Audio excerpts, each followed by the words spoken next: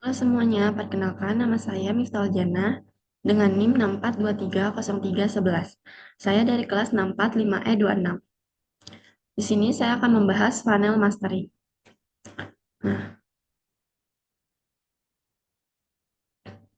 Nah, yang akan kita bahas adalah apa itu funneling, yang kedua, contoh funneling dalam kehidupan sehari-hari, yang ketiga, bagaimana funneling bekerja, yang keempat, strategi dalam funneling, selanjutnya tahap-tahap funneling, selanjutnya mengapa funneling penting, selanjutnya manfaat funneling dalam penjualan, selanjutnya istilah dalam funneling, dan terakhir customer journey.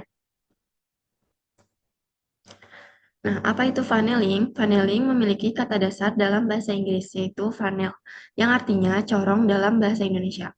Funneling secara sederhana bisa diartikan usaha atau tahapan yang dilakukan untuk mengubah orang-orang yang sama sekali belum mengenal suatu produk atau jasa, atau belum siap membeli. Di bagian atas corong, itu nih trafficnya. Ini kalau belum siap membeli tuh di atas ini karena lebih besar. Selanjutnya untuk menjadi pembeli atau customer itu adanya di bawah corong bagian paling bawah ini.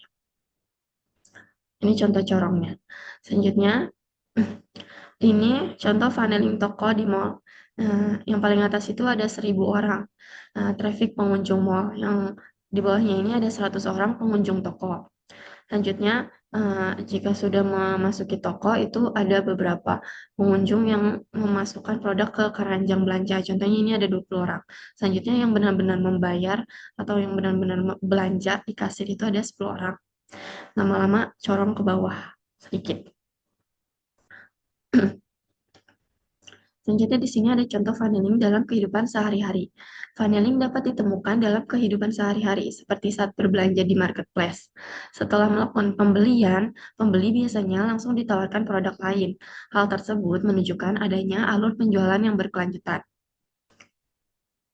Ini contoh dari uh, funneling dalam kehidupan sehari-hari ya. Setelah kita bayar itu ada barang-barang yang mungkin kita sukai.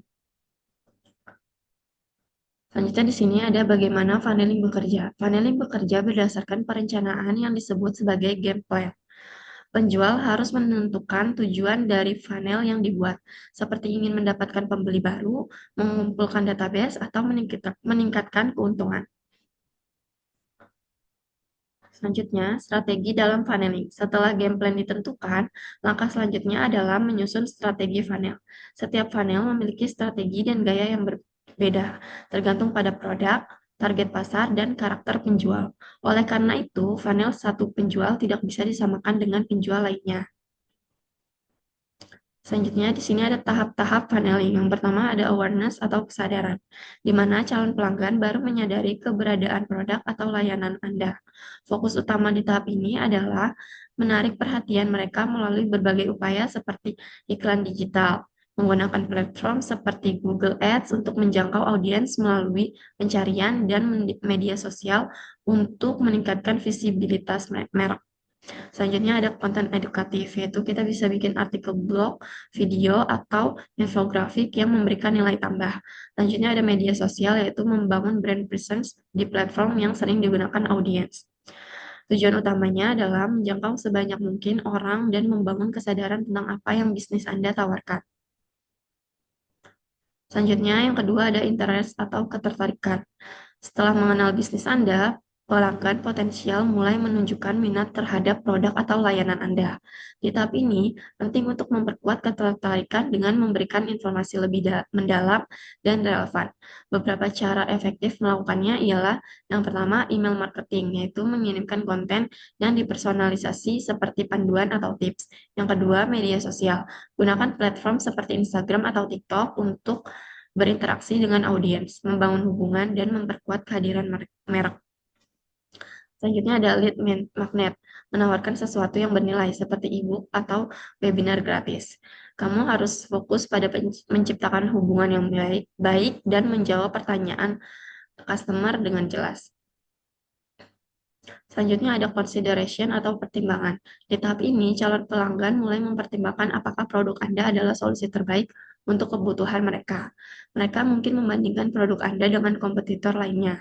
Untuk membantu mereka mengambil keputusan, Anda bisa melakukan testimoni pelanggan, yaitu menampilkan ulasan atau cerita sukses dari pengguna produk Anda. Selanjutnya ada studi kasus menunjukkan bagaimana bisnis Anda telah membantu pelanggan lain. Selanjutnya ada penawaran khusus, yaitu bisa memberikan diskon, free trial, atau demo produk. Tujuannya adalah memberikan alasan kuat mengapa produk Anda lebih unggul dibandingkan kompetitor lainnya. Selanjutnya di sini ada conversion atau konversi, di mana calon pelanggan mengambil tindakan seperti membeli produk, mendaftar layanan, atau melakukan pembayaran. Untuk memaksimalkan peluang di tahap ini, pastikan proses pembelian mudah dan nyaman dengan checkout yang sederhana. Selanjutnya, follow up. Kirim pengingat atau notifikasi untuk pelanggan yang meninggalkan keranjang belanja. Selanjutnya ada CTA atau call to action. Gunakan ajakan tindakan untuk yang lebih jelas, seperti beli sekarang atau coba gratis. Selanjutnya, mengapa funneling penting? Funneling penting karena penjualan tidak terjadi secara tiba-tiba. Pembeli membutuhkan proses untuk mengenal, memahami, dan mempercayai sebuah produk. Selain itu, pembeli bukanlah tempat untuk menerima promosi secara sembarangan. Selanjutnya, manfaat funneling dalam penjualan. Dengan funneling, penjualan dapat menjual lebih dari satu produk dalam satu alur penjualan. Satu pembeli dapat menjadi peluang untuk menawarkan produk lain, sehingga potensi keuntungan menjadi lebih besar tanpa mengabaikan manfaat bagi pembeli. Selanjutnya di sini ada istilah-istilah dalam funneling, yang itu yang pertama istilah umum funneling. Ada lead. Lead adalah calon pembeli yang menunjukkan ketertarikan. Selanjutnya, traffic adalah orang-orang yang datang ke halaman penjualan melalui promosi. Kemudian, campaigns dan ads adalah strategi pemasaran yang digunakan untuk mengarahkan traffic ke dalam funnel. Selanjutnya, di sini ada istilah penawaran dalam funnel. Pertama ada auto atau one time offer. Auto adalah penawaran terbatas. Selanjutnya ada bundle produk, yaitu penggabungan produk. Dan cross-selling adalah penawaran produk tambahan yang relevan. Semua istilah ini umum digunakan dalam funneling digital marketing. Selanjutnya ada customer journey. Customer journey adalah perjalanan calon pembeli dari tidak mengenal produk hingga akhirnya menjadi pembeli. Proses ini melibatkan tahapan ketertarikan, pertimbangan, dan pengambilan keputusan. Dalam customer journey, calon pembeli akan mempertimbangkan apakah produk tersebut benar-benar dibutuhkan atau tidak. Pada tahap ini, keputusan eh, keputusan pada tahap ini, keputusan membeli atau tidak membeli akan ditentukan. Funnel membantu mengarahkan customer journey agar calon pembeli tidak kebingungan dalam mengambil keputusan. Dengan funnel yang baik, proses penjualan menjadi lebih terarah dan efektif. Selanjutnya, kesimpulan. Funneling merupakan alur penjualan yang terstruktur dan membutuhkan perencanaan yang matang. Dengan memahami funneling dan customer journey, penjual dapat meningkatkan penjualan sekaligus memberikan manfaat dan value kepada pembeli. Nah, sekian penjelasan dari saya. Terima kasih.